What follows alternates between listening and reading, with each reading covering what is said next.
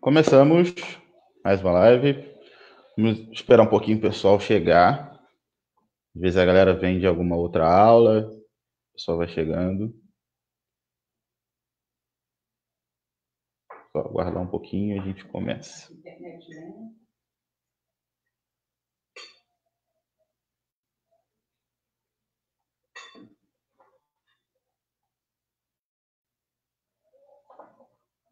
Alguém que chegou, boa noite, Tiffany, que está aí. Mais um pouquinho.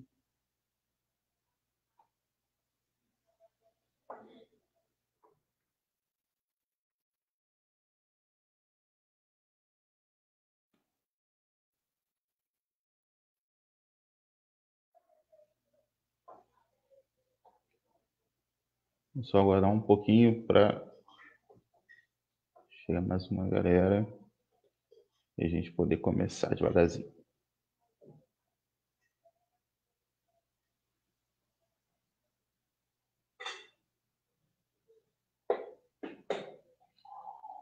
Bom, 4 pessoas a gente já pode ir calando um pouco, devagar, enquanto o pessoal chega. Bom, gente, a gente aqui está começando mais uma vez. Oh, meu Deus, espera aí, aconteceu alguma coisa. O Pedro caiu, não sei porquê. Só um instantinho, uns problemas técnicos.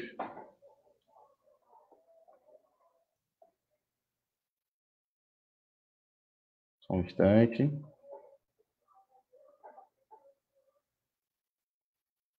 Ah, voltou. Pronto, Pedro tá aí de novo. Voltei. Beleza. Gente, boa noite para todo mundo, boa noite para quem está chegando. A gente está aqui mais uma vez nesse espaço online do Preparatório Comunitário Paulo Freire. Eu acho que hoje a gente vai receber algumas pessoas novas, já estou vendo pessoas aí que estão chegando pela primeira vez aqui no espaço, então eu vou rapidamente falar um pouco, né, que aqui é a página no Facebook desse preparatório que funciona aqui em Forroxo já há 10 anos, já fazer mais de 10 anos já, fazer 11 anos esse ano, se eu não me engano, com uma proposta comunitária, com uma proposta freiriana, né, de inserção, participação na vida comunitária, na vida popular do bairro. E a gente tem tentado, né, encaminhar esse projeto esse ano aqui na plataforma online, pelo Facebook, com as lives, seja dos professores que já faziam parte da equipe, né, mas também trazendo pessoas convidadas, trazendo assuntos diferentes, aproveitando a abertura do espaço, né, que algumas pessoas estão podendo somar. E aí, nesse sentido, eu sou professor aqui, sou monitor aqui do pré já há 6 anos. Sou monitor de geografia, apesar de ser formado em relações internacionais, né? Tá cursando o mestrado em relações internacionais lá na PUC, junto com o Pedro. E de acordo com, motivado, né, na verdade, pela discussão, pelo debate, por como o debate em relação ao racismo e ao antirracismo foi sendo mobilizado, né, nos últimos meses, na sua relação com a pandemia, na relação com questões sociais importantes para o mundo todo. A gente construiu aqui no pré esse projeto chamado Vozes Pretas, que é um projeto em que pessoas negras vão ocupar esse espaço para falar das suas trajetórias, para falar das suas experiências de vida, para falar das suas pesquisas de seus trabalhos, né? E um pouco de como isso está sendo atravessado pelas questões atuais, né? Mas o mais importante é a gente bater papo com essas pessoas incríveis que vão vir aqui, né, durante esse mês de julho, a gente poder participar, engajar, trocar ideia a partir do que todo mundo tem percebido, pesquisado, trabalhado ao longo desse tempo, beleza?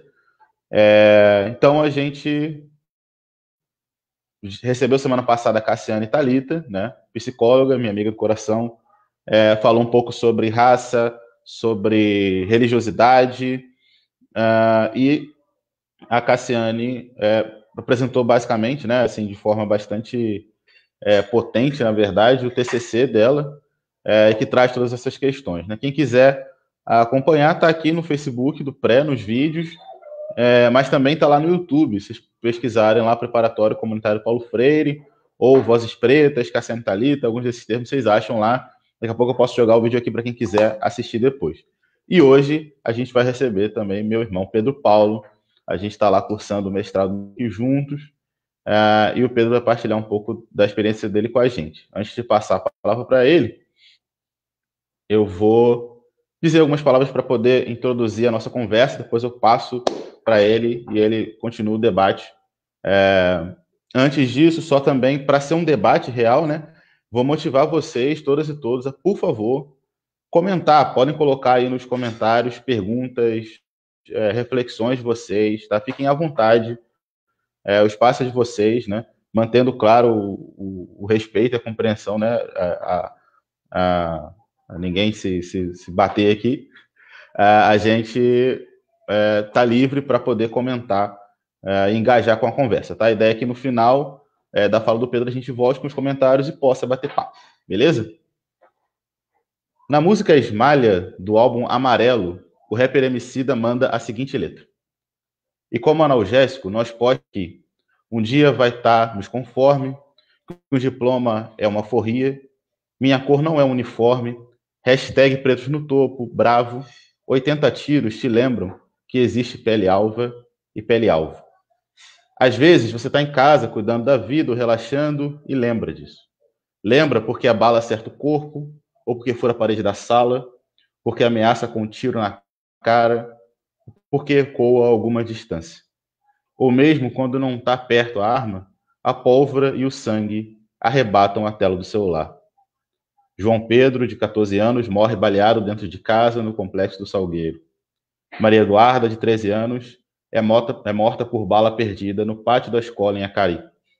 Morre o bebê Arthur, baleado na favela do Lixão, em Caxias, dentro da barriga da mãe. Eles não vão te deixar esquecer. Não dói como no corpo que cai, como a família que perde. Você sente, você sofre, porque lembra como a nossa vida está na mira deles. Você luta e você chora, porque não é de agora, e infelizmente não vai ser só dessa vez. É que talvez o tiro comece muito antes de encontrar o corpo, e por isso atinge tanto. Tem algo de mais profundo nesse mar de sangue. E não é que a gente vai parar de registrar em lágrimas e em números cada vida despedaçada pelo Estado. A gente não é pele alva, a gente não tem essa opção. Mas às vezes é necessário carregar os fardos de nadar mais fundo. Ou, como o próprio Pedro escreveu no seu artigo mais recente na Folha de São Paulo, é necessário ir além da ponta do iceberg. Pedro Paulo da Silva, nossa voz preta de hoje, vem lutando por essa imersão. Pedro é voz que ecoa o jacarezinho na PUC e a PUC no jacarezinho. Voz que, de maneira corajosa, faz Abdias do Nascimento, Lélia Gonçalves, Alberto Guerreiro Ramos, Sueli Carneiro, Ana Flausina, Silvio Almeida, Juliana Borges e tantas outras lutas ancestrais soarem ainda mais forte. Irmão, seja muito bem-vindo ao nosso preparatório. Lança braba, a voz é toda sua.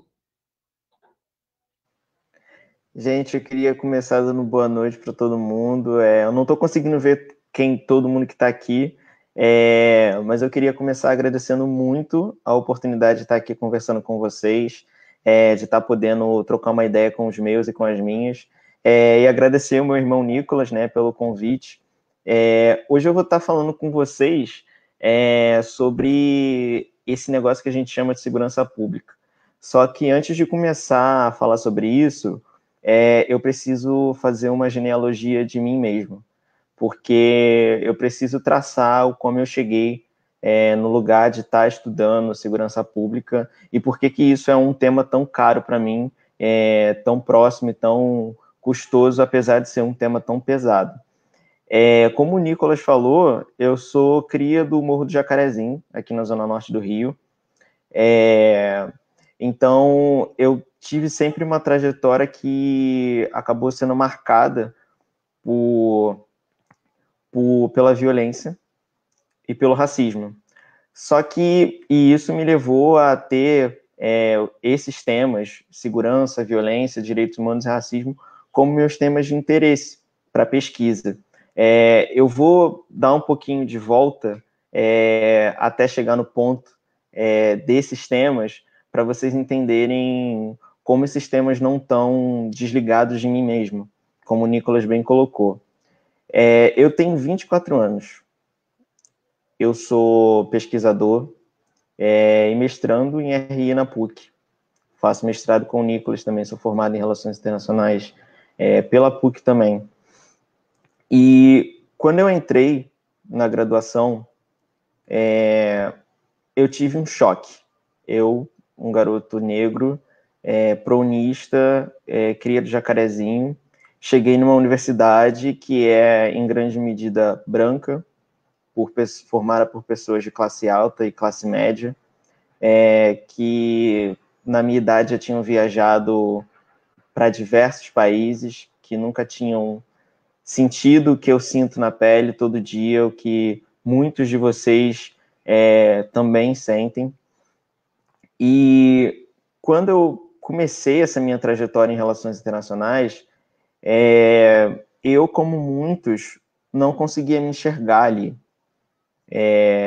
Eu pensava muito porque eu estava estudando aquilo que eu estava estudando, porque eu estava me pondo através daquilo, porque eu não sei se todo mundo sabe onde fica a PUC, fica na Gávea, e a Gávea é longe de tudo, sobretudo para quem é da zona norte do Rio, ou da Baixada Fluminense, ou da zona oeste. A PUC não é longe para quem mora na zona sul. Então eu pensava muito o porquê eu estava me colocando para aquilo, porque eu estava acordando 5 horas da manhã todo dia para ir para aquele lugar onde a maioria das pessoas não entendia o que eu passava para chegar ali, e estudando uma coisa que nada tinha a ver com o que eu passava, com a minha realidade. Eu pensava, por que eu estou estudando esse tal de relações internacionais quando aqui do meu lado, aqui do lado dessa universidade, tem a Rocinha, que está tendo operação policial, está tendo tiroteio, está tendo confronto. Eu pensava, por que eu estou estudando isso?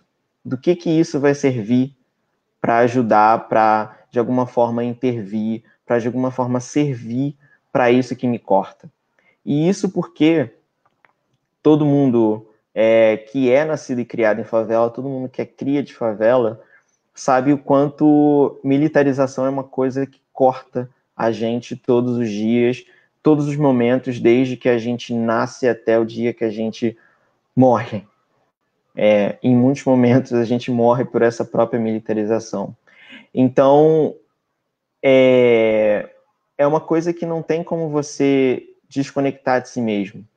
Então, tá nesse espaço da academia, e eu espero que vocês ocupem esse espaço, que vocês cheguem nesses espaços, mas estar nesse espaço é muito doloroso. E é muito doloroso porque sair de Belford Roxo, de Nova Iguaçu, do Jacaré, de Manguinhos, do Complexo do Alemão, da Cidade de Deus, e ir para esse espaço, ir para esse lugar onde as pessoas não sabem o que é acordar com um tiroteio, é muito difícil. Não é fácil. Sobretudo porque, quando eu entrei na minha graduação, o Jacarezinho estava ocupado pelas UPPs. Então, a militarização que eu disse, ela tinha se multiplicado por muito. Então, comprar aquele pãozinho de manhã, ir naquele mercadinho, ir no bar comprar o refrigerante para a família, porque todo mundo aqui vai comprar Coca-Cola para a família quando é o mais novo. Fazer essas coisas banais do nosso dia a dia se torna parte da militarização também, porque você vai comprar o seu pão, vai comprar a sua Coca-Cola no bar, e tem diversos policiais militares ali, armados de fuzil, olhando para você, perguntando para você o que você está fazendo, para onde você está indo, sendo que você só está andando no bairro onde você nasceu, ou você só está indo para sua faculdade, para sua escola, ou só está vivendo. Então, esse tipo de coisa corta a gente o tempo inteiro. Esse tipo de coisa, quando a gente entra num lugar como a academia e como a PUC, sobretudo, é algo que é quase como se fosse um tapa. E eu acho que essa é a sensação que eu tive na primeira vez que eu entrei numa aula na PUC.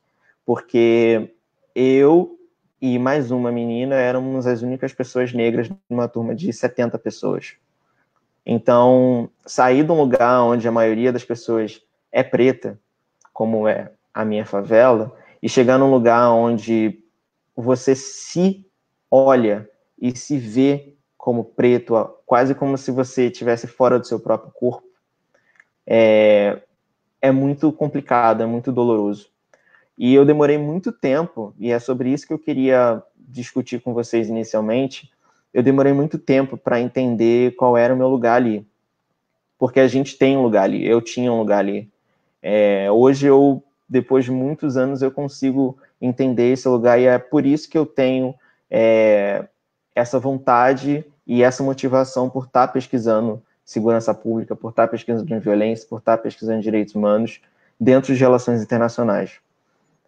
Como eu falei, eu tive que entender muito o porquê aquilo que eu estava estudando fazia sentido para a minha vida, para a minha realidade. Porque é disso que se trata. As coisas que a gente faz e que a gente estuda, elas não estão descoladas de quem a gente é nunca. E isso, para mim, num curso que é extremamente elitista, como é Relações Internacionais, todo mundo que faz sabe o quanto saber inglês, o quanto fazer um intercâmbio é importante para estar nessa área. Para eu entender o quanto esse lugar podia ser potente, foi todo um processo muito longo. E eu quero discutir um pouco qual é desse processo. E aí eu vou chegar na segurança pública e eu vou voltar ao jacaré, porque o jacaré, para mim, é o ponto de partida e o ponto de chegada.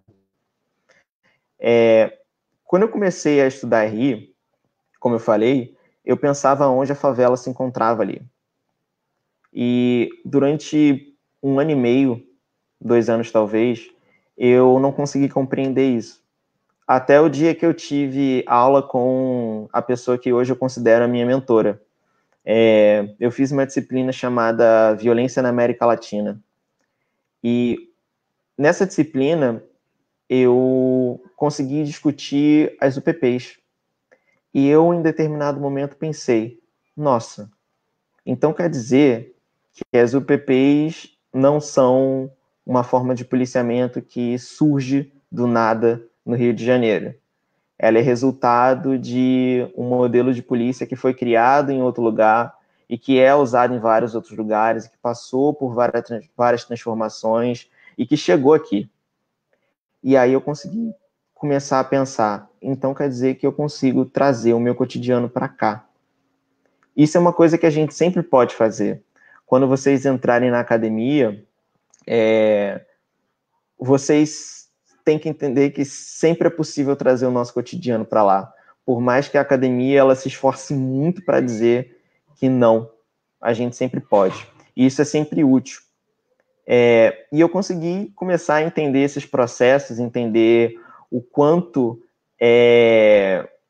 eu poderia complexificar um debate a partir da minha posição de preto e de favelado. Eu conseguiria tanto complexificar debates nisso que se chama relações internacionais, tanto complexificar debates envolvendo as unidades de polícia pacificadora. E foi nisso que eu assentei a minha monografia. Minha monografia foi nessa discussão, foi sobre UPPs e como as UPPs vieram a ser.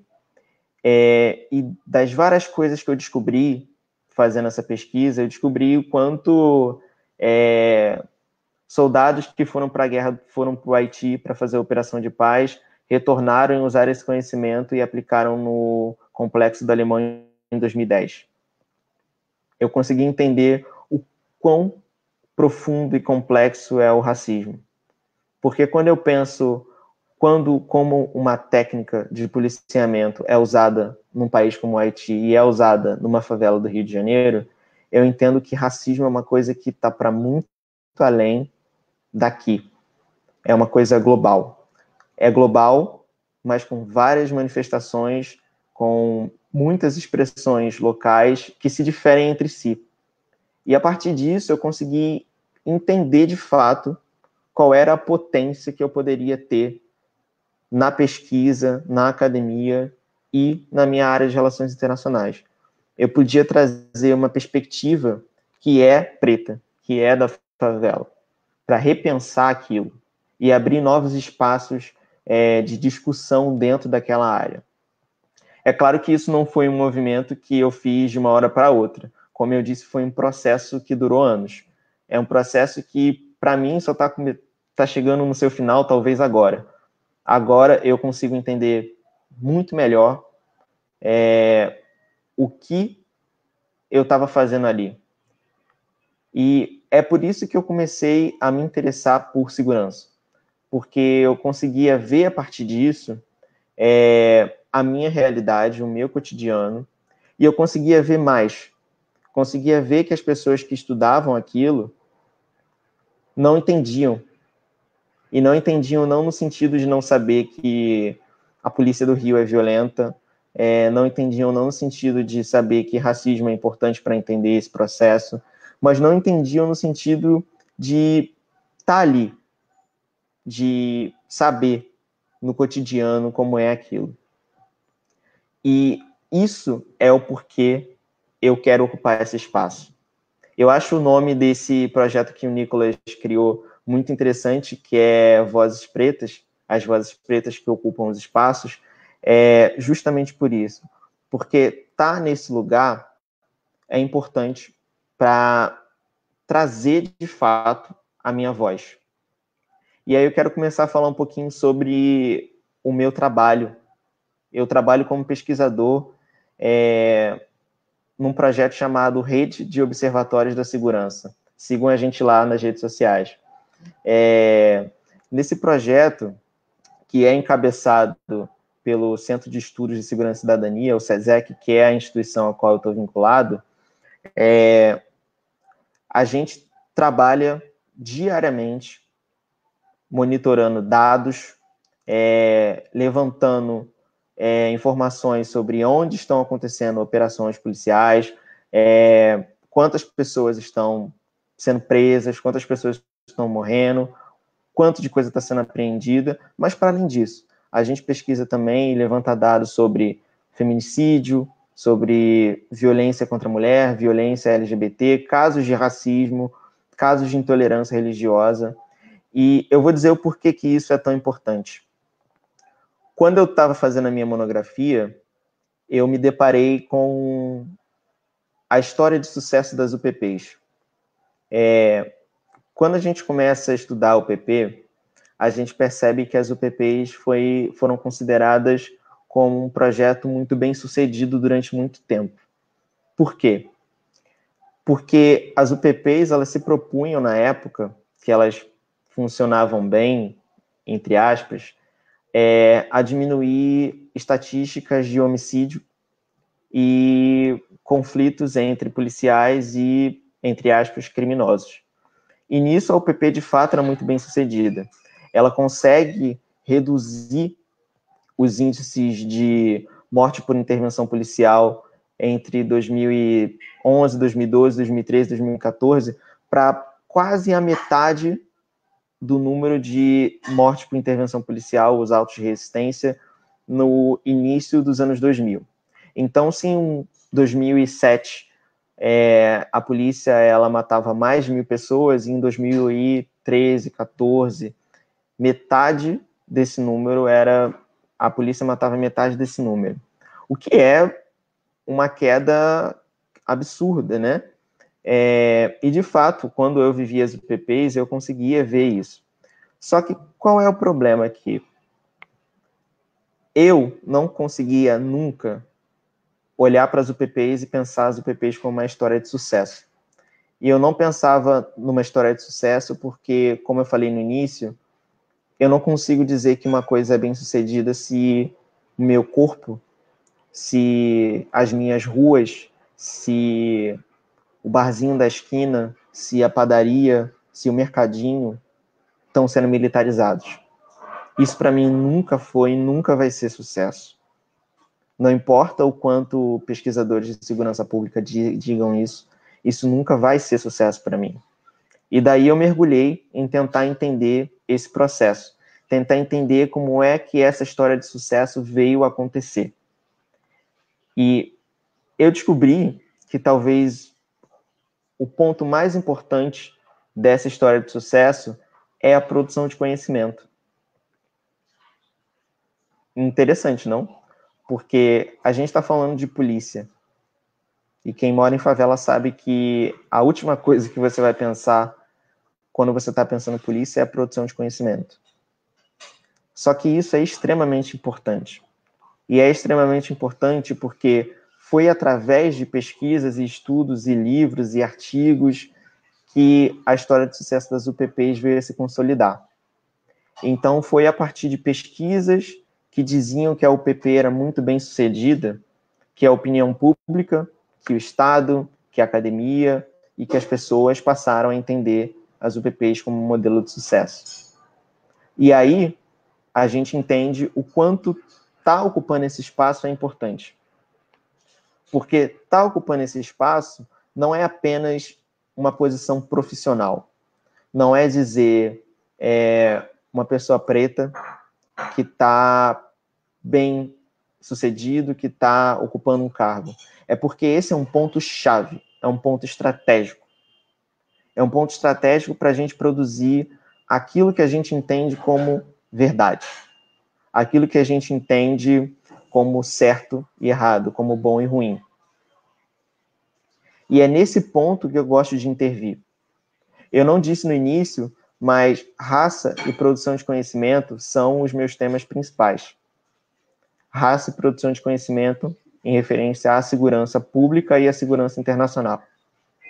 E eu digo isso porque quando eu comecei a estudar essas pesquisas que diziam que as UPPs eram um modelo de sucesso, eu percebi uma coisa muito interessante.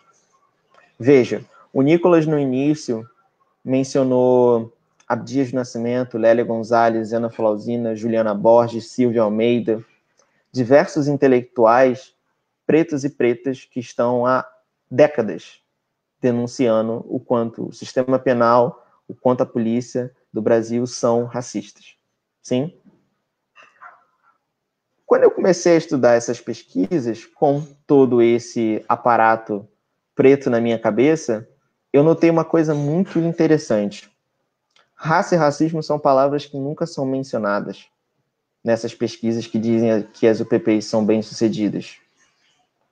Como? Um país que 70%, 80% das pessoas que morrem pela polícia são pretas, um país onde um jovem negro tem 3 vezes mais chance de ser morto do que um jovem branco. Por que racismo não aparece? Será que isso não é importante? Será que não é exatamente uma prioridade? E eu achei isso muito interessante. E na minha monografia eu consegui pensar o porquê. E eu cheguei a uma conclusão que esse porquê se relaciona com metodologias de pesquisa, ou seja, como você faz a sua pesquisa. Quando a sua pesquisa ela se propõe a pensar números, única e exclusivamente, raça e racismo não podem fazer parte. Não é que as pessoas, de uma forma maquiavélica, olham para o policiamento e falam: não vamos discutir raça e racismo. Pode até ser, mas eu não acho que seja o caso. Não é isso.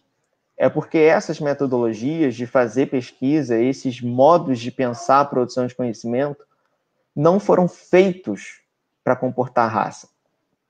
Não foram feitos para pensar racismo. E não fazer, não ter esse propósito, necessariamente não consegue comportar essa discussão.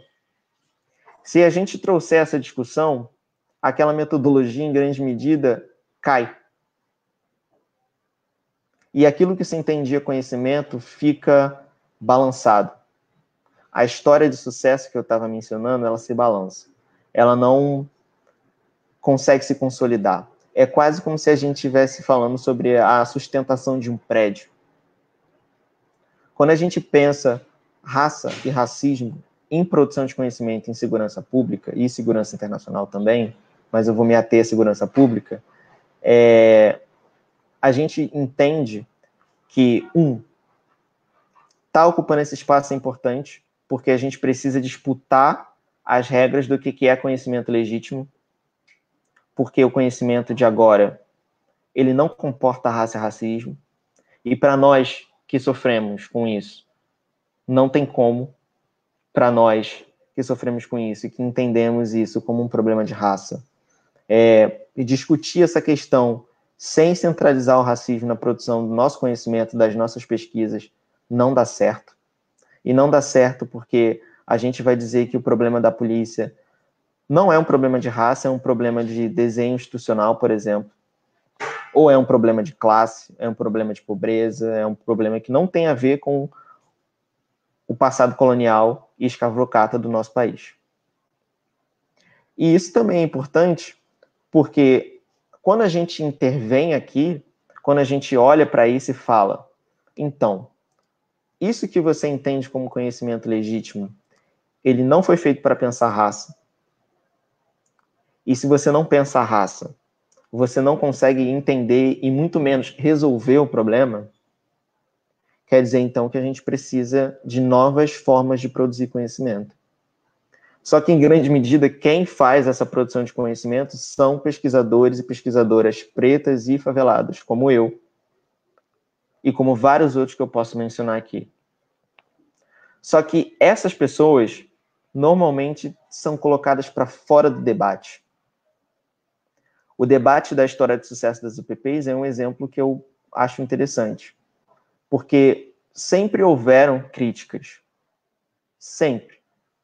Pesquisadores e pesquisadoras de favela sempre criticaram as UPPs. Só que o conhecimento que essas pessoas produziam não entrava no debate. E não entrava no debate porque esses conhecimentos eles não obedeciam às regras do jogo. Não obedeciam às regras do que é considerado conhecimento legítimo. É considerado, entre muitas aspas, ciência. E por isso, essas pessoas eram completamente deslegitimadas. Raça e racismo eram completamente marginalizados do debate. São até hoje. O Nicolas postou um artigo que eu recentemente publiquei na Folha de São Paulo que tenta discutir isso. E eu acho que esse artigo, isso que eu estou falando, deixam bem explícito o porquê nossas vozes têm que estar ocupando a academia, têm que estar ocupando a pesquisa. Porque somos nós que vamos olhar para essas regras e vamos falar, isso aqui não foi feito para a gente. E por não ter sido feito para a gente, isso aqui nunca vai conseguir entender, explicar e solucionar os nossos problemas. E eu acho que, como todo mundo aqui sabe, violência policial é um problema muito grande para a gente deixar para a gente brincar. No ano passado, a polícia do Rio matou mais de 1.800 pessoas. Foi um recorde histórico. 1.814, para ser um pouco mais preciso. Isso é mais do que a polícia dos Estados Unidos inteira matou no ano passado. Eu estou comparando aqui o estado do Rio de Janeiro, que é um estado que tem 16 milhões de pessoas, com os Estados Unidos, que é um país que tem 330 milhões de pessoas. A polícia daqui matou mais. E isso deixa bem claro, ou bem escuro, como eu prefiro, o porquê esse debate é tão importante para a gente não estar discutindo em raça e racismo. Porque, como eu disse lá no início, essa coisa corta a gente, diariamente, cotidianamente. É importante demais para a gente não estar discutindo o que é o problema verdadeiro. Só que, pensem, como eu falei, isso não é uma coisa nova. Tem intelectuais, ativistas que estão há décadas falando sobre isso. Não é uma coisa que eu inventei. Não é uma coisa que eu olhei e falei, tá faltando racismo aqui. É uma coisa que vem de uma luta muito anterior a mim. Só que essas vozes que estão há décadas falando não foram ouvidas até o momento. E isso deixa bem explícito que as pessoas que estão nessas posições, as pessoas que até o momento fizeram a gente entender o que é segurança pública, elas não levaram esses conhecimentos a sério. E é importante demais para que a gente espere que algum dia elas entendam isso. A gente precisa intervir e atuar agora, como muitos de nós fazemos a vida inteira. E, retornando à discussão de dados, é justamente por isso que eu acredito hoje com muita, bem categoricamente falando, de uma forma bem consolidada, o quanto uma pessoa como eu está trabalhando com pesquisa, está trabalhando com produção de dados, é importante. É importante porque é a partir desses dados que a realidade é construída. É importante porque são esses dados que vão determinar o que é uma história de sucesso e o que não é. E como é que aquela história de sucesso está sendo construída e o que ela está deixando de fora. É importante porque nós temos um olhar diferenciado para aquilo. E é importante, acima de tudo, porque produção de conhecimento a partir da favela, a produção de conhecimento preta, ela é muito criativa. Ela está sempre, sempre, sempre voltada para a nossa sobrevivência. Ela não está voltada para simplesmente publicar um livro, ou publicar um artigo, ou qualquer coisa do tipo. Ela está voltada para nós, para a nossa sobrevivência. Entender o porquê esses conhecimentos que são voltados para a nossa sobrevivência são importantes é uma coisa que a gente faz a partir de entender o que esses pesquisadores entendem por legítimo, por conhecimento verdadeiro e por conhecimento legítimo. E a partir disso a gente ataca essas regras e muda o jogo. É por isso que é importante para uma pessoa como eu estar nesse lugar. Vou dar um exemplo bem concreto. Como eu falei, a gente consegue pensar racismo e segurança pública de mais de uma forma. A gente pode olhar para estatísticas e falar: a maioria das pessoas que morrem é preta. A gente pode pegar gráficos e demonstrar, olha, nos últimos 10 anos, o homicídio de pessoas pretas cresceu tantos por cento, enquanto de pessoas brancas cresceu tantos por cento. E o de pessoas pretas vai ser sempre muito mais elevado em comparação de pessoas brancas. Eu posso pegar um gráfico e falar: a maioria das pessoas que são presas hoje são pretas. Eu posso pegar um gráfico e falar: a maioria das pessoas que está em posições subalternas dentro da polícia é preta. Eu posso encarar isso de várias formas. Mas as estatísticas, elas são sempre a ponta de um iceberg. Elas são a parte que a gente consegue ver. A gente olha para o gráfico e vê o racismo. Só que ele é muito mais profundo do que as estatísticas nos levam a crer. Ele é muito mais profundo porque ele está nas metodologias. Ele é muito mais profundo porque ele está nas pessoas que produzem conhecimento. Ele é muito mais profundo porque ele informa o que é conhecimento legítimo e o que não.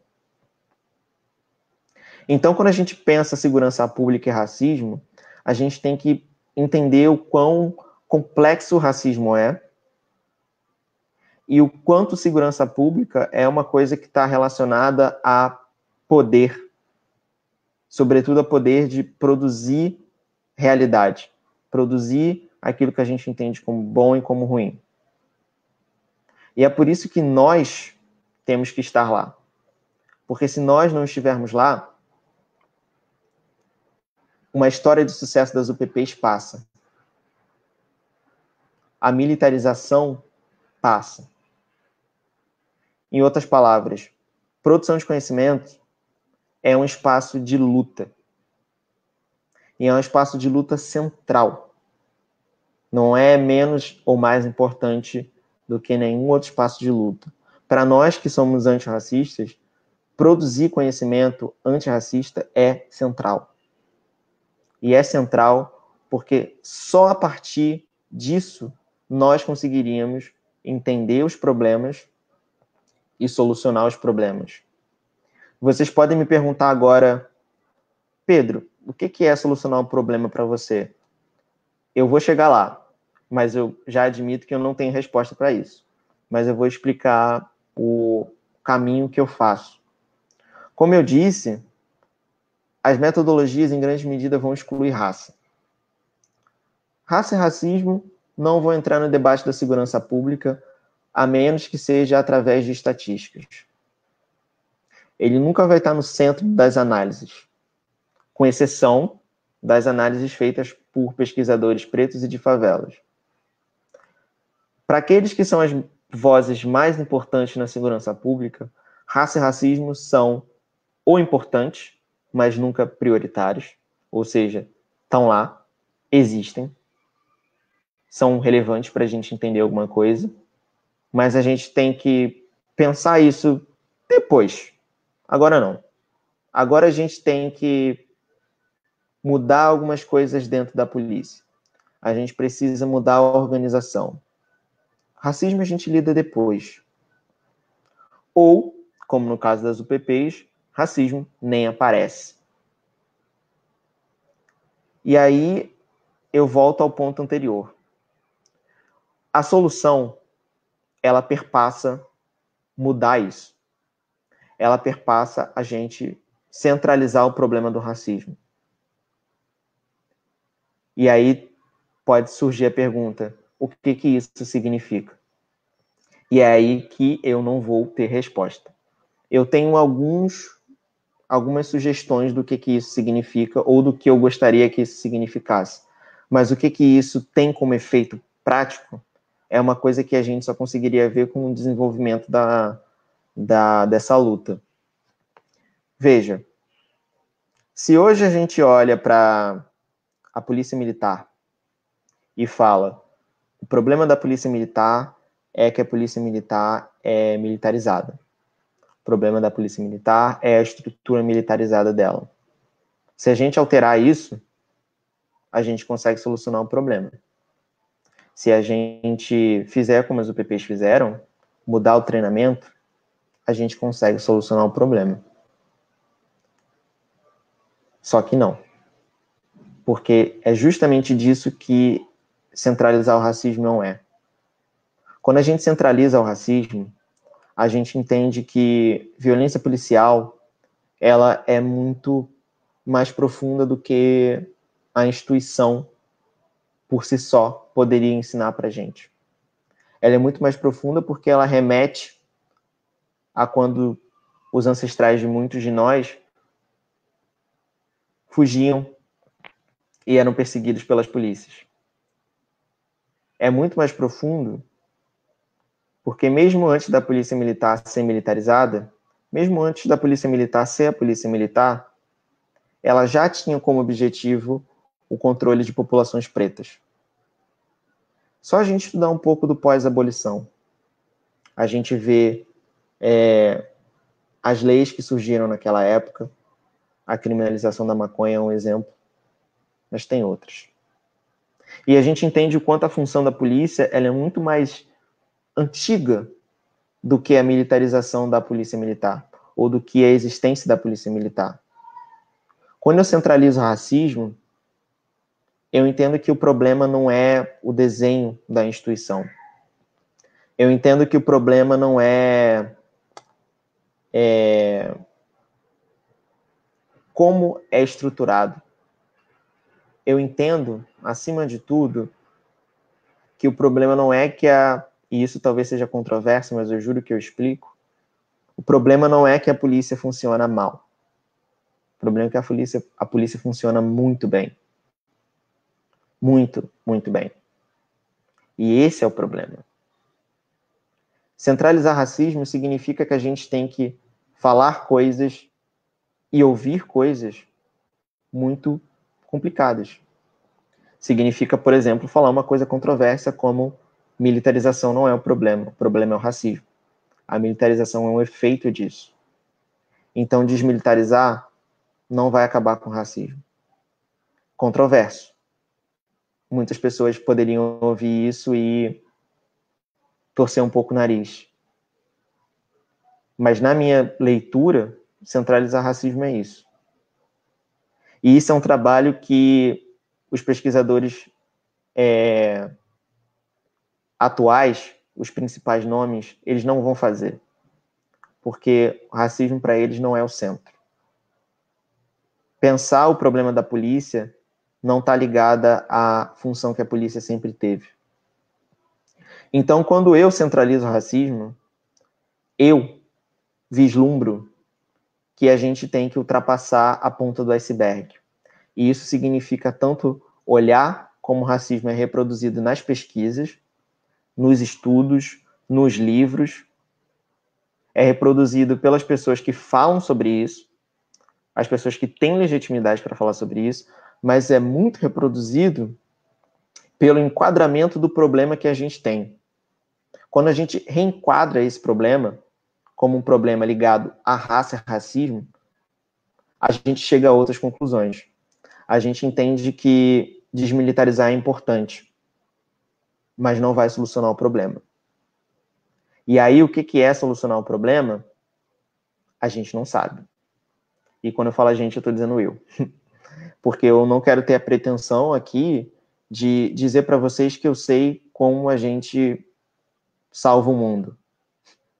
Eu tinha essa pretensão quando eu entrei na graduação, mas logo eu descobri que isso é muito mais complexo. O que eu posso dizer é que eu não estou aqui querendo salvar o mundo, mas eu estou aqui participando de uma disputa e de uma luta que é muito antiga. Eu sou resultado dessa luta e faço parte dela. Eu sou resultado porque, se não fossem esses diversos nomes que eu e o Nicolas mencionamos aqui, eu provavelmente, ele também, e pretos e pretas daqui também, não teriam entrado numa faculdade, não teriam a oportunidade de entrar no futuro numa universidade. Não teriam a possibilidade de disputar esse lugar. Então, fazer essa disputa significa não solucionar o problema agora, mas significa contribuir para essa luta. E é nisso que eu me assento. Eu disse que quando eu entrei na graduação, quando eu entrei na PUC, eu não entendia o meu lugar e eu não entendia o para que aquilo servia.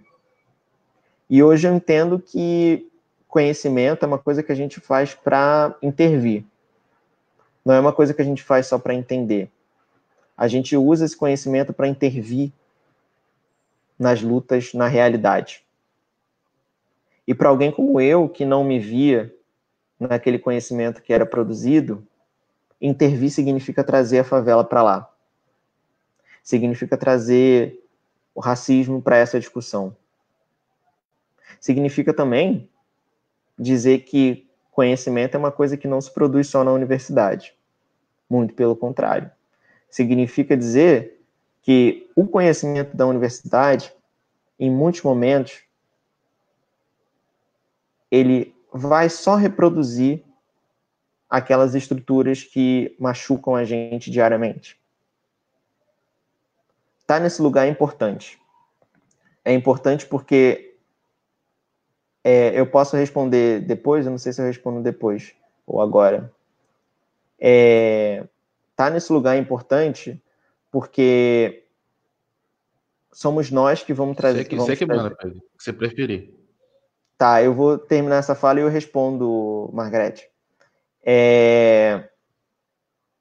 Tá nesse lugar importante porque somos nós que vamos trazer essas discussões. Mas não se enganem, como eu falei, eu não tenho a mínima pretensão de salvar o mundo. Eu só tenho a pretensão de fortalecer e participar de uma luta. Eu tenho a pretensão de contribuir. e contribuir a partir desse espaço da produção de conhecimento, a partir desse espaço do antirracismo e da segurança. Agora eu vou tentar engajar com a pergunta da Margarete. Então, desmilitarização da polícia. A polícia militar é militarizada. Como seria uma polícia desmilitarizada? A polícia militar é militarizada, sim. Ela possui tanto uma conexão com o exército, que é um aspecto de militarização, ela possui uma estrutura militar, que é regida por regras militares, ou seja, um policial militar, ele não pode fazer greve, por exemplo, porque ele é militar, e as regras militares proíbem isso. Tanto é militarizada pela forma como essa polícia atua, ou seja, usar helicóptero blindado, usar fuzis, que são armas de alto poder, usar veículos blindados, tudo isso é militarização. Uma polícia desmilitarizada seria como as UPPs se propunham no início. Seria uma polícia que não tem o mote de pensar a população como um inimigo. Seria uma polícia que não está preocupada com a prisão. Está preocupada com solucionar os problemas da população a qual ela serve. É difícil vislumbrar isso. Vide a realidade que a gente tem no Rio. Mas a polícia desmilitarizada seria isso. Só que o meu ponto é que isso poderia ser alcançado alterando a estrutura institucional da PM, por exemplo. Poderiam se desvincular a polícia militar do exército, mudar a estrutura para deixar de ser uma estrutura militar, controlar um pouco o poderio de fogo. Mas o meu ponto é que isso vai colocar o problema da violência policial na instituição. Entende? Meu problema é que mudar a instituição não vai resolver. Vai ser um band-aid. Um band-aid que é importante. Mas é um band-aid. Solucionar o problema é uma coisa muito mais profunda. E eu digo muito mais profunda porque, por mais que a polícia não esteja portando um fuzil, o objetivo dela ainda vai ser controlar os nossos corpos. E eu falo nossos corpos pretos. Então, a gente vai estar só deslocando o problema para um outro lugar. E só adiando para o futuro a discussão de racismo. E eu queria, só para finalizar, falar um pouco mais do meu trabalho de pesquisa. Como eu falei, eu trabalho numa iniciativa que produz dados. Nessa iniciativa, a gente produz dados que o Estado normalmente não produz. O Estado do Rio de Janeiro, ele é muito diferenciado em termos de produção de dados, porque o Instituto de Segurança Pública mensalmente publica os dados da segurança pública no Rio de Janeiro. E eu digo que isso é diferenciado porque não são todos os estados que têm um instituto que publique regularmente esses dados. E esses dados são importantes porque, eu disse, são eles que produzem a realidade. É a partir da gente entender quais são os lugares onde tem mais assalto que se cria a realidade de quais lugares são mais perigosos. E, por consequência, quais lugares devem ser mais policiados. Então, o Rio de Janeiro é diferente nesse ponto. Só que, ainda assim, o Estado não produz todo e qualquer tipo de dado que seria útil para a gente. Por exemplo, o Estado não está produzindo e não está mostrando para a gente os lugares onde se tem mais operação policial. O Estado não está dizendo para a gente quantas pessoas são presas ou quantas operações têm o uso de um helicóptero. O Estado não está dizendo para a gente nada disso. Então, essa iniciativa na qual eu trabalho tem o objetivo de produzir dados a partir de uma perspectiva da sociedade civil. A gente produz dados que o Estado não produz e que são úteis para a gente pensar e disputar esse espaço da segurança pública. Porque quando a gente vê quais são os lugares onde tem mais operação policial, por exemplo, a gente consegue ver quais são os principais problemas que estão sendo enfrentados pelo Estado. A gente consegue ver qual é o resultado disso tudo. Quando a gente olha e vê que em um ano a polícia faz 500, 700, 800 operações e que matam tantas pessoas e vê que nada muda, a gente consegue disputar essa realidade. Então, essa dimensão da produção de dados, ela é muito central para a gente pensar a segurança pública. E é um espaço que cada vez mais eu tenho visto pessoas de favela se envolverem, porque cada vez mais tem sido criado essa consciência do quanto esses dados e quanto esses números são importantes, mas o quanto eles são limitados ao mesmo tempo, o quanto eles só contam uma parte da história, e o quanto é importante criar outros dados a partir das perspectivas de favela para a gente continuar disputando esse espaço. Vou dar um exemplo do trabalho que tem sido feito nessa minha pesquisa que eu trabalho durante a pandemia. Quando o Wilson Witzel declarou, no dia 16 de março, o isolamento social, a gente notou uma queda nas operações policiais. Porém, depois de um mês, a gente notou que essas operações policiais voltaram a subir. E a gente voltou a notar que, com o aumento dessas operações policiais, consequentemente, o aumento de pessoas mortas também subiu. A gente consegue olhar aqui, a partir desses dados, o quanto a favela, para sobreviver, precisa sobreviver à violência do Estado e o vírus ao mesmo tempo. A gente consegue demonstrar o quanto o Estado ele mata a gente de várias formas. E a gente consegue demonstrar isso através de dados. E os dados criam a realidade. É um campo de disputa. Se tem uma coisa que eu gostaria que vocês levassem disso, é que nada é dado. Segurança, violência, são coisas que estão em constante disputa. Segurança e violência são relações de força. Existem forças que ganham e forças que perdem. Mas as que perdem, elas não somem, elas estão sempre lá. Eu gosto de acreditar que eu estou nessa relação de força. Que eu estou aqui para disputar isso a partir de um espaço. Não estou disputando isso a partir da comunicação, não estou disputando isso a partir de intervenção artística, estou disputando isso a partir da produção de conhecimento. Existem várias formas de você disputar essa segurança, disputar o que é o problema.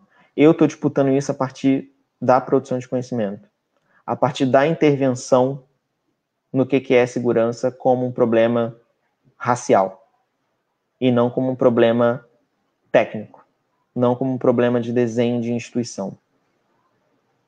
Eu acho que é isso. Estou aberto para perguntas e, de novo, gente, eu agradeço muito por vocês me ouvirem e eu espero que tenha sido tão legal para vocês quanto foi para mim poder estar aqui dividindo com vocês.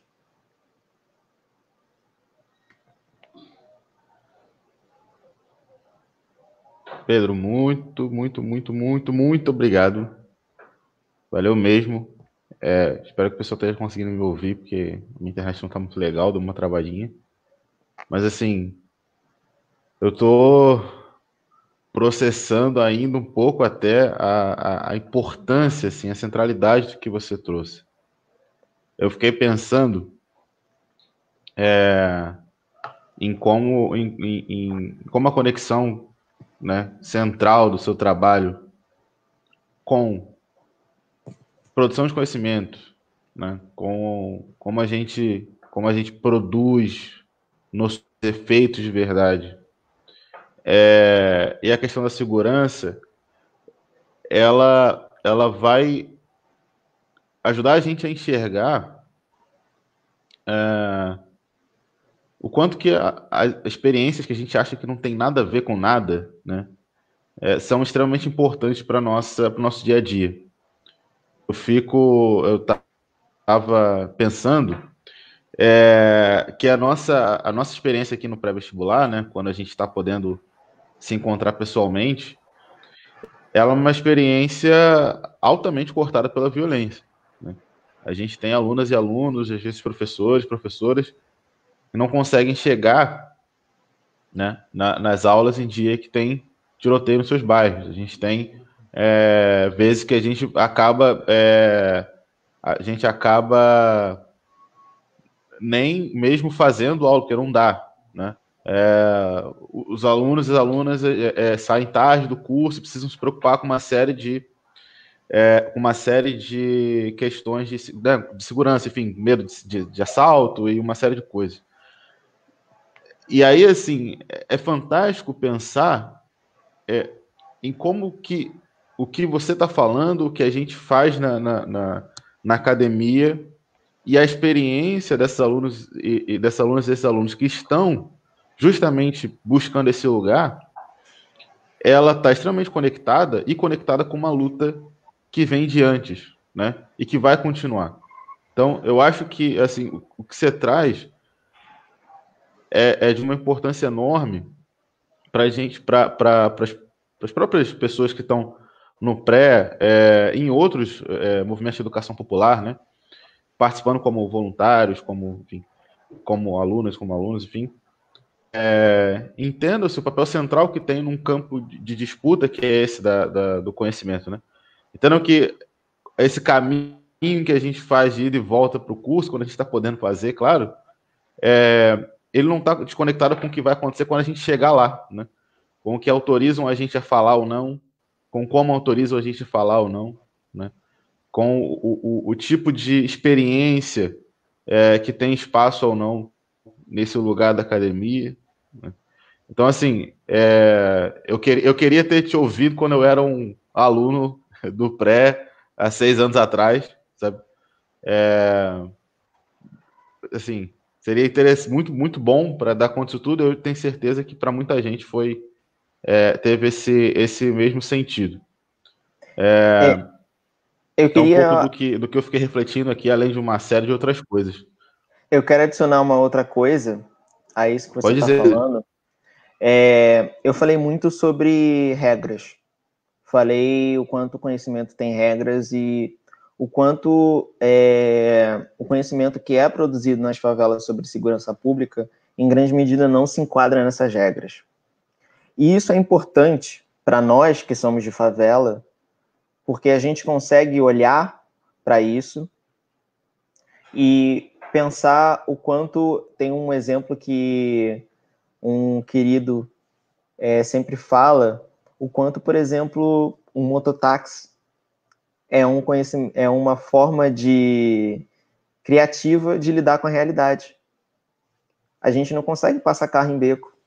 A gente precisa criar saídas alternativas para conseguir viver, certo? Então, quando eu olho para essas regras e digo, essas regras, elas marginalizam o nosso conhecimento, tem um objetivo de oxigenar o nosso conhecimento, de dizer, isso aqui é tão legítimo quanto. E isso aqui é feito para nós sobrevivermos. Não é feito para publicar um livro. Pode até ser. Pode até virar um livro. Mas o propósito é nossa sobrevivência. E é isso que eu acho que é importante. Quando a gente olha para a segurança pública, a gente tem que entender que nós produzimos conhecimento o tempo inteiro sobre esse tema. E conhecimentos que ajudam a gente a sobreviver. Conhecimentos que nunca, que em grande medida, não se enquadram naquelas regras do que é conhecimento hegemônico, legítimo, mas que nos servem muito mais. É esse o ponto. O ponto é a gente entender que não é a gente virar os polos, não é a gente dizer o nosso é melhor. É a gente dizer que o nosso não é inferior. O nosso está no mesmo nível. O nosso só está voltado para sobreviver. Não está voltado só para entender. E mais, O nosso está voltado para intervir nessa realidade, acima de tudo. Está voltado para a gente cortar essa realidade. Não só para a gente entender o porquê a polícia mata tanta gente, mas voltada para a gente intervir nisso e traçar um espaço para a gente ir para frente, para a gente disputar, como eu falei.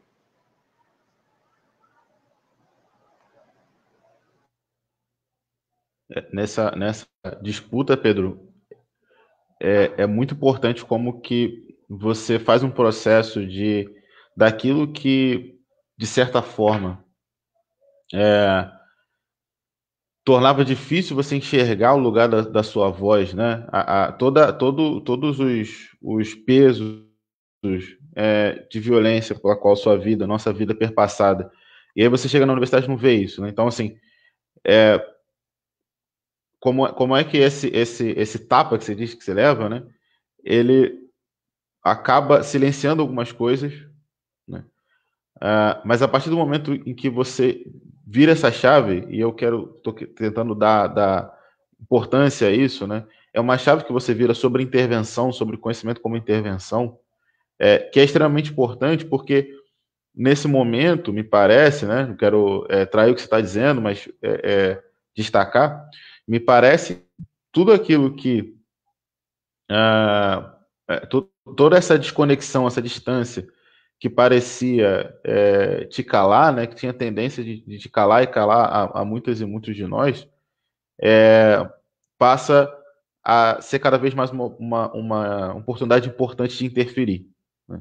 Então, acho que essa chave, para a gente que está aqui fazendo esse trabalho num espaço de educação popular, ela é essencial, assim.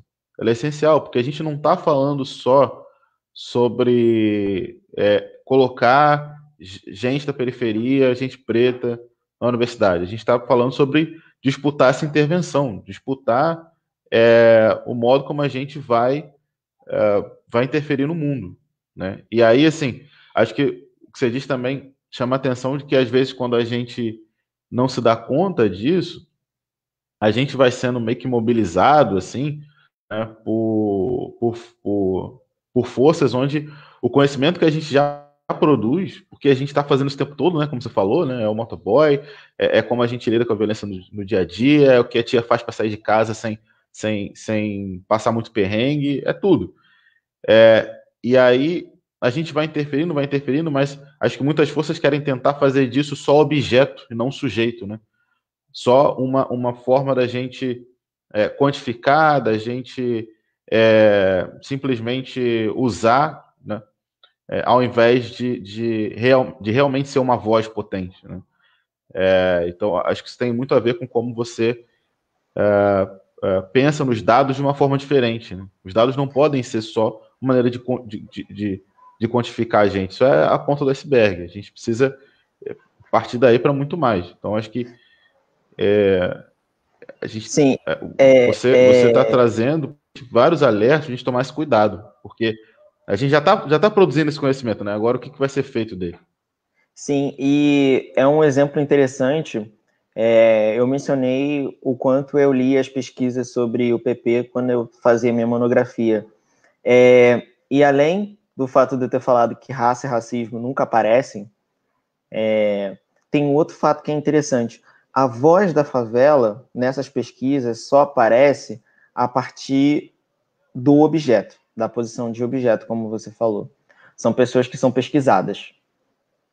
Inclusive, tem uma iniciativa incrível do meu querido Fran Sérgio Goulart, que chama Pra que e pra quem pesquisa, pra que e por que e para quem servem as pesquisas nas favelas, que é justamente sobre isso.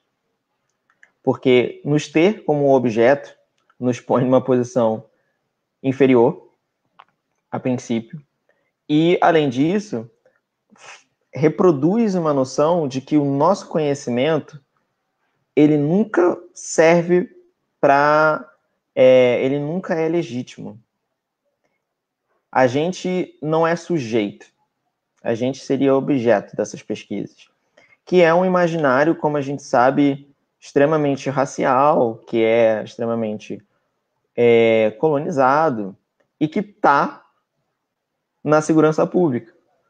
Você consegue, eu acho que a gente consegue ver o quanto essa dimensão que eu estava falando sobre intervir na produção de conhecimento é importante. Porque é a partir disso que a gente vira a chave do que é sujeito e quem é sujeito e quem é objeto. Quem é que está falando e quem não está. E por quê? É essa a importância. E a gente consegue conectar as nossas realidades, a gente consegue entender o porquê as nossas realidades estão ali, porque as nossas realidades são produzidas por esse conhecimento. Mas, como eu disse, essa realidade é sempre disputada. Então, você sempre tem pessoas que estão ali falando. E aí é importante a gente, quando estiver lendo sobre segurança pública, por exemplo, ler o que as favelas produzem sobre isso. Uma leitura extremamente diferente do que os nomes que são conhecidos nas universidades vai aparecer. A gente vai ter um entendimento muito diferente do que os principais cânones ou as principais referências que a gente toma. A gente vai ter uma leitura que é, para a gente sobreviver, 2, para a gente mudar isso.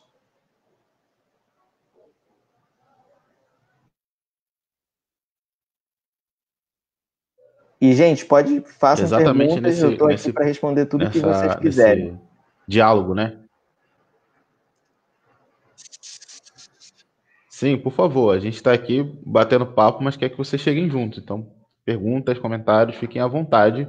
Chegar aqui a gente vai trazer. Estou passando alguns da galera elogiando, né? Falando, destacando os pontos que você trouxe. Se quiser engajar, fica à vontade. Eu só queria também destacar isso, né? Esse diálogo que você faz entre estratégia e entre sobrevivência e transformação. Eu acho que ele é muito importante porque é uma esperança, eu acho. Assim, você está me dizendo, soa para mim também como você está dizendo para a gente, né? Soa para mim também como esperança, porque a gente se sente muitas vezes, e isso é, acontece mesmo, né? Não é julgando os sentimentos que a gente tem, a gente se sente impotente, né? Tanto pela força que a violência física, né, que mais aparece, digamos assim, tem, quanto também por essas nuances da violência psicológica, da violência metodológica, epistemológica que está ligada a ela, né? Então a gente se sente um pouco impotente, né? A gente se sente sempre vitimado, porque a gente é vitimado e vitimado, né? A gente realmente então muitas vezes parece que só sobra isso.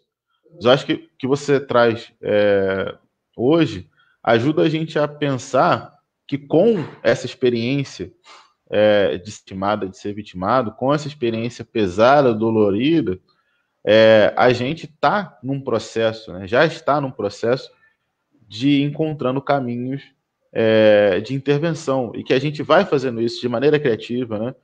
Não, como você falou, para resolver como se fosse uma solução mágica e que de repente a gente vai se sentir muito bem, esse discurso meio empreendedor, né? A gente vai mudar o mindset e tudo vai melhorar.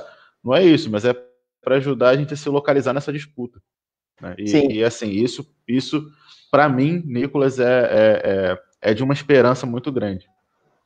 Sim, e quando eu tive a oportunidade de ter aula com a Tula Pires, que é professora do Departamento de Direito da PUC, uma importante militante do movimento negro, ela falou uma coisa que me marcou e que eu acho que é importante para isso. Ela disse que se reconhecer como negro não é para se sentir bem. A gente sente dor quando a gente faz isso, porque a gente entende o quão dolorido é. Então a gente não fica confortável. E reconhecer essas coisas que eu estava falando para vocês, entender a nossa posição nisso, entender a importância que a gente tem em ocupar esse espaço, nada disso é fácil, Eu acho que deixei isso bem explícito. Não é fácil, não é simples, é muito dolorido. Sobretudo para estudar segurança e violência, é muito dolorido. Não é rápido, é uma esperança, mas não é uma coisa que eu acho que é rápida. É uma esperança no sentido de que eu entendo que a gente não está vencido, que a gente ainda está no jogo. Isso é, de fato, uma esperança, a gente está no jogo. Mas não é simples e não é fácil. E, além disso, é compreender o quanto a gente pode alterar a coisa. Não é que nós sejamos sempre objetos da segurança. A gente é sujeito também. A gente tem importância nisso, sabe?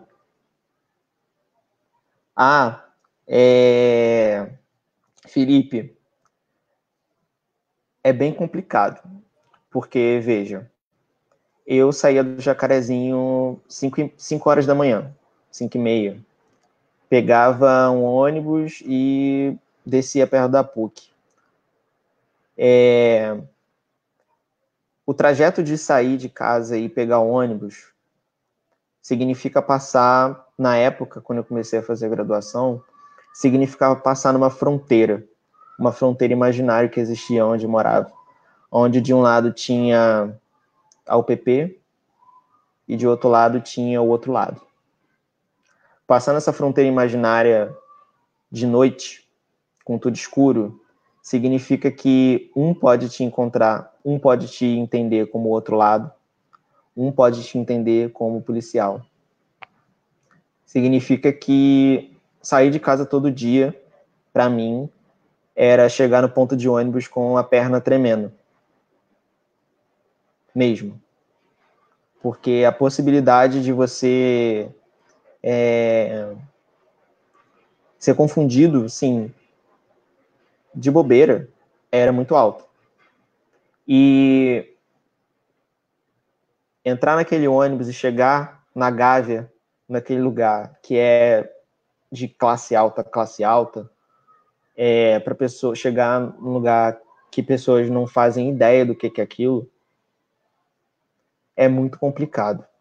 Porque explicar isso para as pessoas era muito complicado. Você não consegue ficar calado por muito tempo. No início você pensa, ninguém vai entender.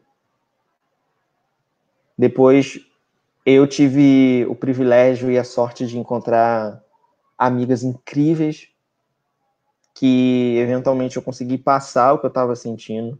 E eu sei que, e elas sabem que entender é muito diferente do que ouvir o que eu estou falando. Sentir é muito diferente do que ouvir aquilo que eu estou falando. Então, é muito complicado porque você está num espaço, você chega num lugar para ter aula, sendo que você acabou de quase morrer.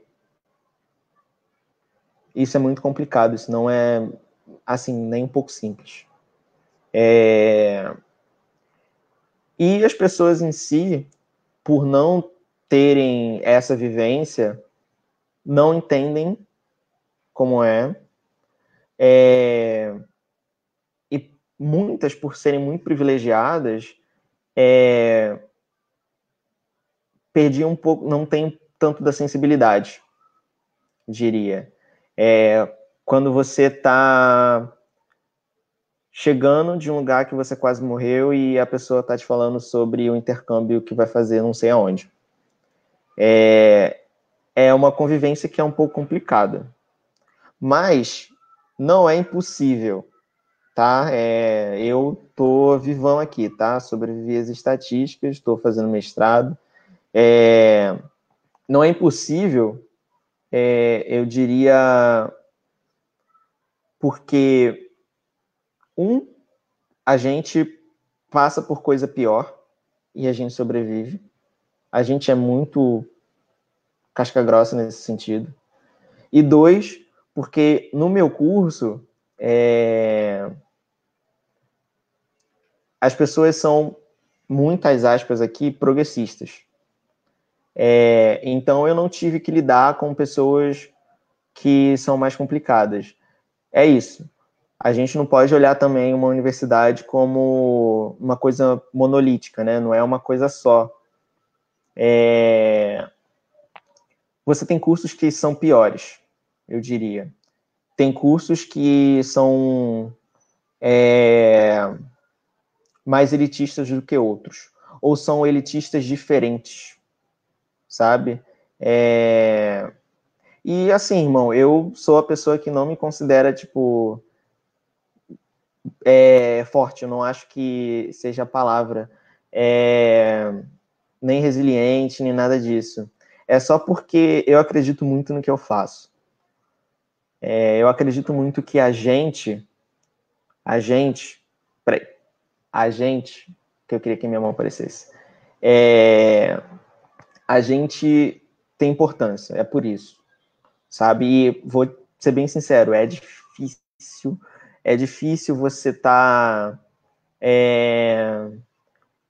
tendo que entrar num espaço que você já está em desvantagem, já do início da corrida você já está em desvantagem, porque a gente não entra em relações internacionais fazendo intercâmbio, falando 5 línguas, como são várias pessoas.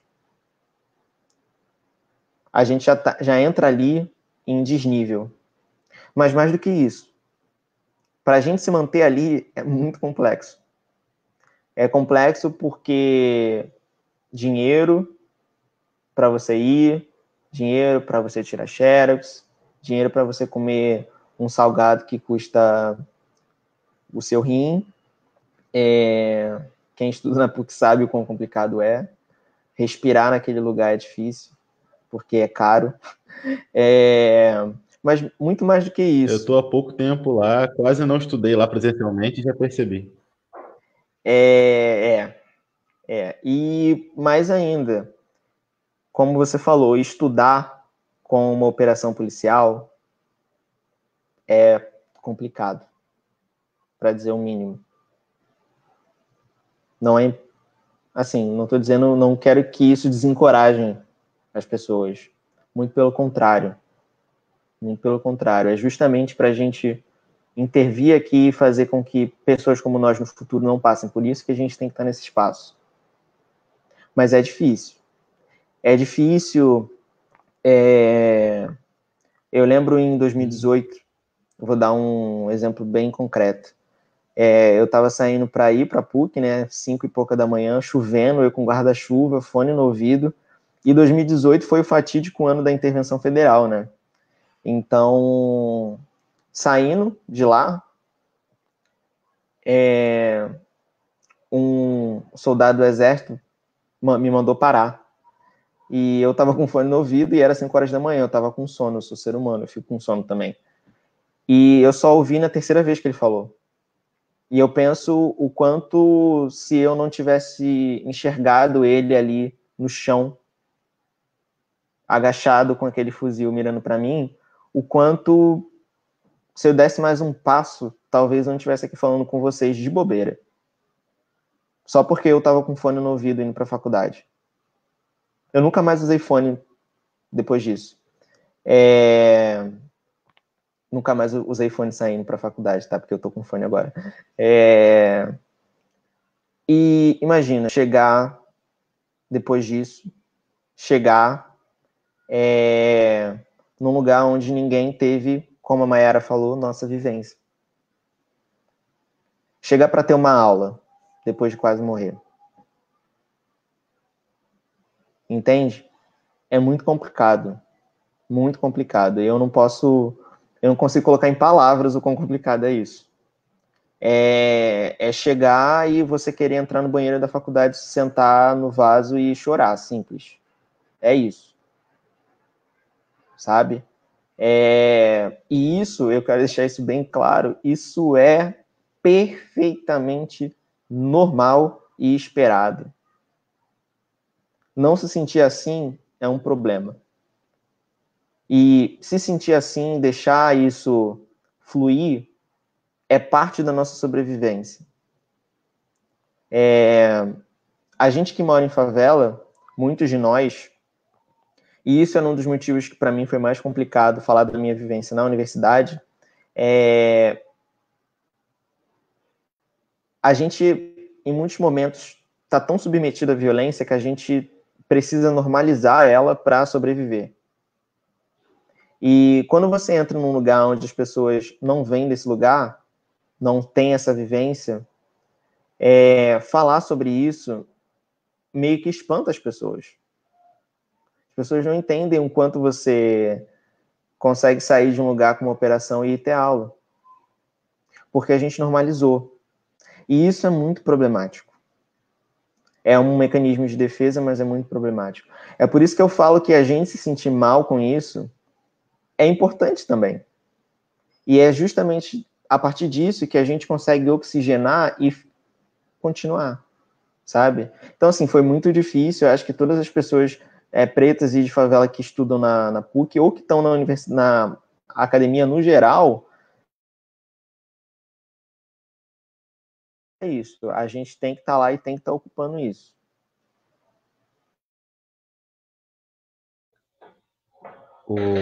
Vou fazer um agradecimento especial ao Felipe, né?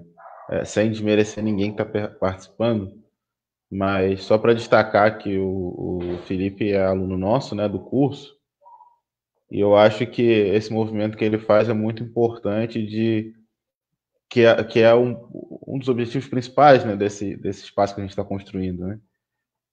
Da gente poder trocar um pouco de experiência e a gente pensar que educação, universidade, passar em prova, não é só o que está no livro, né? É isso também.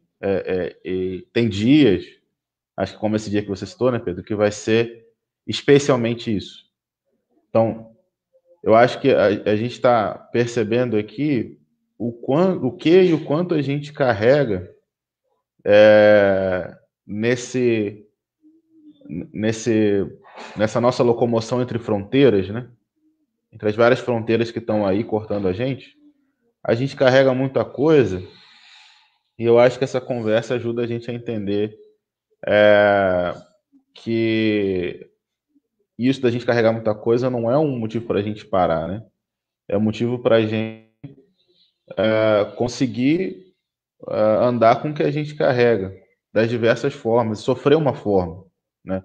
A gente está falando aqui muito sobre interferir, resistir, mas isso não significa estar sempre fazendo algo que parece muito heróico, né? Algo desse tipo assim, né? Significa também deixar. Inclusive, a academia odeia sentimento. Vou dizer para vocês o quanto isso é resistência, né? A academia odeia sentimento, odeia que a gente.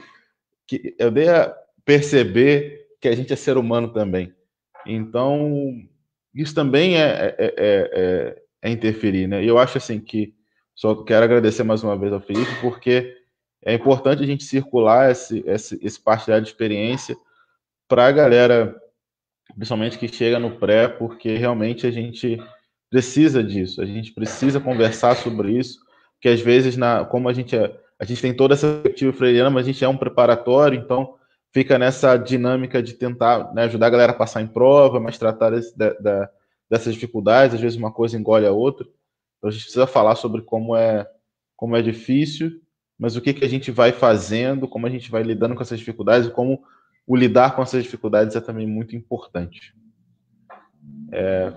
Pedro, não sei se você quer fazer algum comentário final, a gente não tem mais comentários aqui, se alguém quiser falar mais alguma última coisa, mas palavra com você para você fazer suas considerações. Olha, para finalizar, eu queria agradecer de novo a você, ao Pré, pela oportunidade. Eu queria dizer de novo que eu estou muito feliz de poder estar conversando com as minhas e os meus, porque eu acho que é nesse lugar que é mais importante de intervir. E eu queria me pôr à disposição, assim, gente, que vocês quiserem conversar, não pode ser agora, depois, trocar uma ideia sobre raça, sobre segurança, universidade, ProUni, pode falar comigo, que eu estou aí. E eu queria, de novo, deixar bem claro, gente, que a gente não é só objeto. a gente é sujeito nessa relação de forças. E a nossa função é muito importante porque a gente consegue trazer perspectivas outras para a gente repensar os problemas que estão postos aí para a gente. O que a gente vive, o que a gente passa, o cotidiano, não está desconectado de nada disso. É, na verdade, grande parte disso. Então, as coisas para a gente não são dadas, né? Então, a gente pode estar intervindo e disputando isso sempre. Eu faço isso a partir da segurança pública, porque eu tenho... porque isso me afeta muito diretamente. Mas tem outras coisas que afetam todo mundo aqui. E essas coisas não estão desconectadas de quem você é e do que você quer fazer. Então, assim, para finalizar, é só entender mesmo e levar, porque eu queria ter... Isso é uma coisa que eu queria saber quando eu entrei na graduação, que é a nossa função é importante ali. Se eu tivesse tido essa compreensão, talvez eu não tivesse pensado tanto quanto vários de nós pensam em desistir da universidade depois de entrar. Porque a gente não se vê ali, não se entende ali. Mas, assim, aquele espaço ali, mesmo não tendo sido feito pra gente, é importante, por vários motivos. E é isso. Pedro, muitíssimo obrigado. Eu tô mais uma vez emocionado. Até o final de julho eu vou acabar chorando aqui na frente. Obrigado de coração. Foi maravilhoso, importantíssimo. Te agradecer desde o início por ter aceitado o convite, né? A gente conversando a beça para tentar marcar e tal, no meio das correrias que a gente está, né? E assim, te agradecer imensamente mesmo. E inclusive por essa disponibilidade da gente estar trocando mais vezes. Muito obrigado. Eu quero terminar só também fazendo o convite para nossa próxima live, na sexta que vem, né? Sexta que vem é dia 17, não é isso? Isso. Dia 17 vai ser com a Luciana Lau, também conhecida como minha tia, que é psicóloga, bibliotecônoma e psicóloga, bibliotecônoma. Minha tia fez um monte de coisa já, mas vai falar um pouco sobre... Ah, Pedro voltou. Ela vai vir um pouco também, né, sobre a experiência dela na universidade, como é que ela tem trabalhado questões de acessibilidade, ela tem um interesse voltado para essa área. Então, assim, vai ser também fantástico. Não percam mesmo, tá? Amanhã, 18... Não, amanhã não, nada de amanhã. Sexta-feira que vem, às 18 horas, aqui no Facebook do Pré, beleza? Essa live e as outras, depois eu tô jogando lá no Facebook, no YouTube, então quem quiser acessar também, acessa por lá. Pedro, brigadão, valeu mesmo, obrigado por todo mundo que participou, gente, muito obrigado e até a próxima. Tchau, tchau.